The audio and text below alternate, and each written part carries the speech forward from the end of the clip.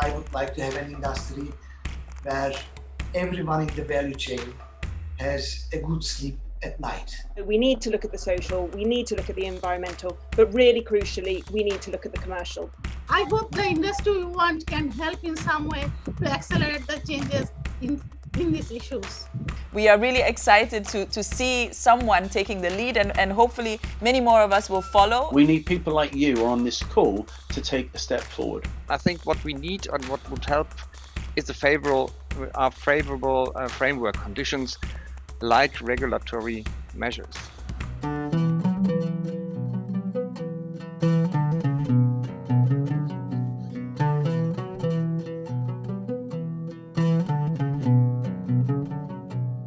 Good morning, good afternoon, good evening, everybody.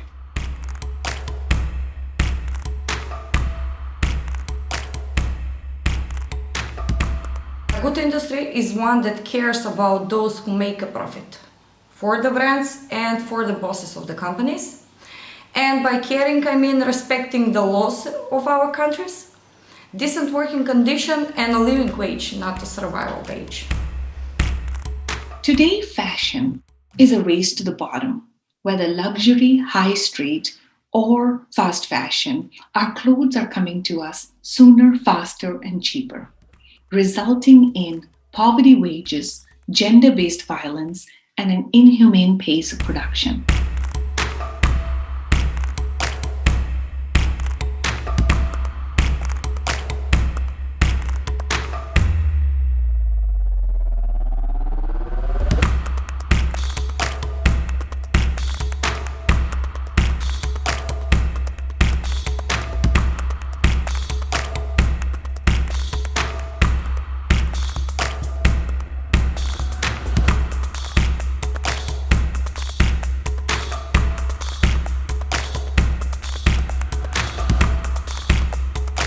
In the end, it's about getting actors from across the supply chain around the table to implement joint solutions. Using a common language, the shared vision and the metrics, and the energy that binds us in our common purpose, we can get there.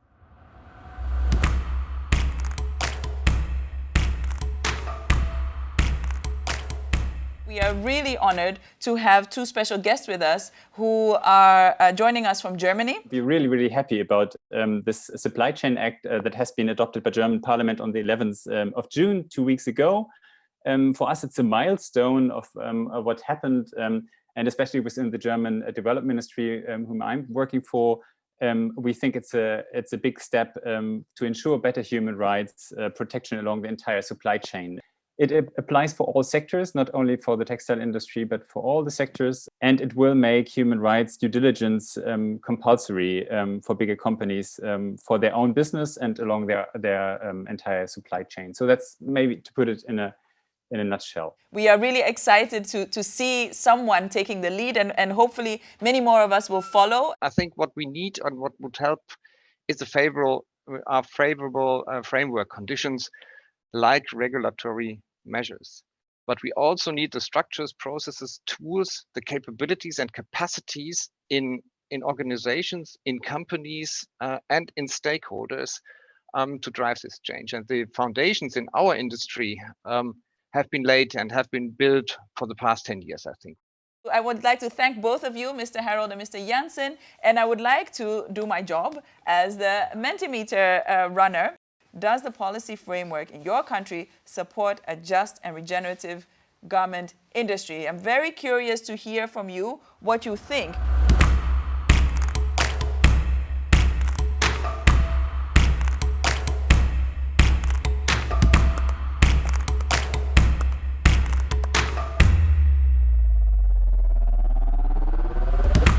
So the starting point for the industry we want was really this idea that we are keen to accelerate industry-wide progress and change. And that to do that, to really push the industry all together, we need to look at these three pillars. So we need to look at the social, we need to look at the environmental, but really crucially, we need to look at the commercial, because as we've seen more critically than any other time in the industry over the last year, the commercial dynamics are having huge impacts on how the social and environmental progress comes into play. And it's something we've then heard throughout all of our consultations since January right up to today. And I've seen many of you chiming in on the chat to say that you really support that kind of three-pillar approach that we're proposing that we take with the industry we want. So thank you for that. Now, after we'd established our overarching three-pillar approach, we began to explore this idea of determining underneath those three pillars 4 key focus areas for change within each pillar. So 12 metrics overall that would benefit from these ideas that we've been discussing. So enhanced data collection and measurement, improved collaboration and action, increased alignment.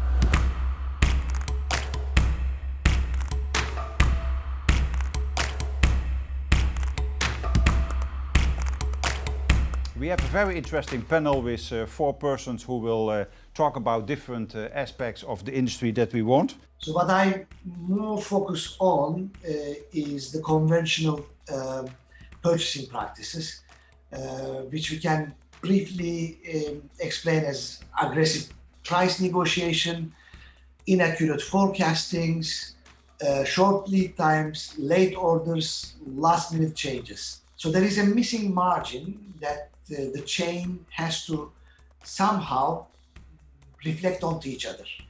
If the manufacturer is not getting the margin he requires to make a living or to sustain, then that missing margin has to be taken out from somewhere. Actually, Bangladesh does not have any national minimum wage standard.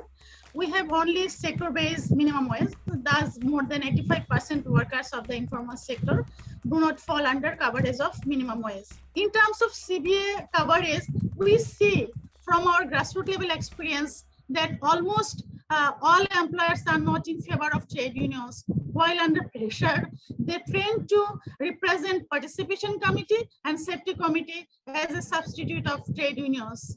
Finally, talking about access to remedy, it is not only limited here in Bangladesh. The picture is more or less same around the South Asian countries. Still in Bangladesh, most of the RMG workers does not know about the legal and social rights because their education level is not that much high, and they do not have enough opportunity to join unions. In addition, limited number of labor court and long due cases create less interested among general workers to even ask for remedy. Easily accessible and less bureaucratic approach to access to remedy for workers should be the first focus. I hope the industry we want can help in some way to accelerate the changes in these issues. We saw these different elements of environment that are part of the pillar environment, the four areas. How can these different areas, how can they drive change in the industry? Unless we are aligned as an industry around specifically what it is that we're going to try to achieve, we have no chance of succeeding, right? So we need fewer metrics of progress, but better metrics of progress.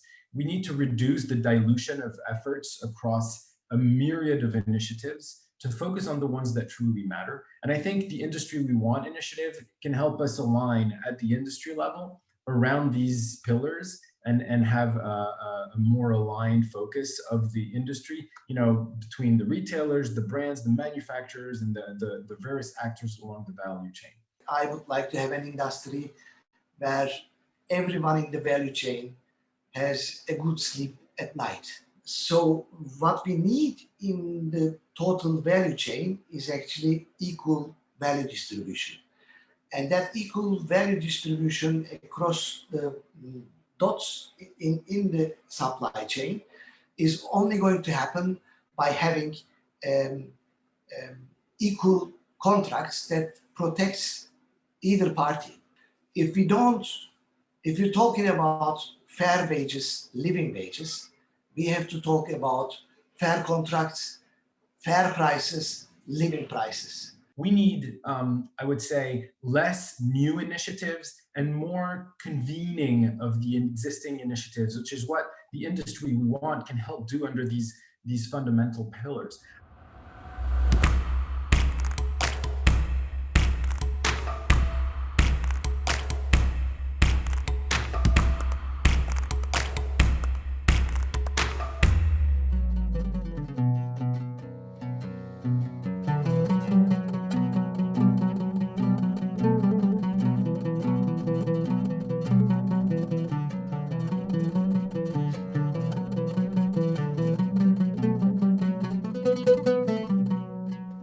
Let's go now to probably Paris, where Dorothy Lovell, she is the policy advisor in the Center of Responsible Business Conduct at the OECD, and she works on the due diligence for responsible supply chains and especially on the garment and footwear industry. So it's certainly important for us to work together to harmonize the way we measure our progress as a sector. And there's so much data out there, but what does it really tell us as a collective industry? And this, for me, is where this initiative, which was obviously born out of a sense of urgency following this last year, particularly could add value. However, that's a strong and a challenging ambition alone, just understanding how the industry is doing. Where are we trying to get to? So a few observations, 3 things really. So great work done on the indicators, of course, still considerable work to do there, but I particularly like the idea to focus on indicators that shift things, which was a comment I saw from Susanna in the chat. And I think that's where the commercial indicators can be really important here, but also the remedy indicator and the social dialogue related indicators. But I would say to also focus on methodology as much as indicators. Second point, don't reinvent the wheel. It relates, I suppose, to this last point of using existing data. But this will be the important job of this next phase, is to engage with those data holders, whether it's those that already are doing scorecards, like the Better Buying scorecard. Jeremy mentioned the Textile Exchange Preferred Fibre reports, data from MSIs, unions, NGOs, governments, but we also need to understand the gaps on data. And then third and last point, it's really important that this acts as a clear feedback loop. So we incorporate this good and timely data from workers, from communities, as well as all these other data sources that we've mentioned, and turn it into action, both for businesses reflecting on whether their due diligence is adequate and how they need to tailor it to deal with the risks that we're talking about, and also government policy. And I am very interested to see this initiative through to the next step. And I think the next few months are going to be very important. And I hope that we may be able to continue this conversation alongside the Garment Forum also that we organize each year in February. So that's the week of 21st of February next year. Really happy to engage with the Industry One initiative, because what we've done with the working group is exactly this, looking for common language. What elements of purchasing practices are relevant? What elements have a negative impact? What elements can change? So we're trying to find this common language. And in the pillars as presented in the panel, the purchasing practices sit within the commercial area, but they are also connected to the other two, because I'm convinced that improved purchasing practices will also have a good impact on avoiding negative impact on the environment. It will reduce waste, for example. Improved purchasing practices will also take away some of the obstacles that currently impede social dialogue from taking place in production countries.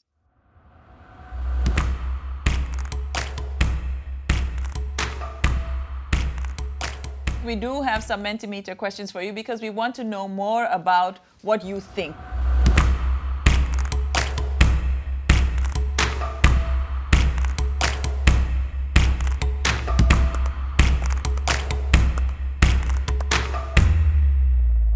The industry we want is an industry defined by environmental and social justice, transparency, and actual living wages.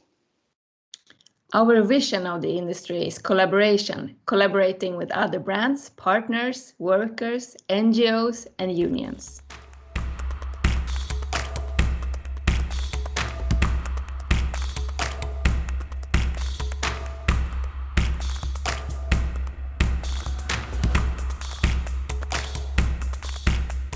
We're looking for more leaders to step forward to help facilitate these discussions. Those of us who have been informed to date don't know all the answers. We're not even sure we know all the questions. We need people like you who are on this call to take a step forward. But if the industry we want is a jigsaw puzzle, and if our vision is the picture on the box, then there are already strong initiatives and people out there with some of the right pieces. The opportunity then is to get together, fit these pieces together, identify the gaps, and make progress to complete the whole.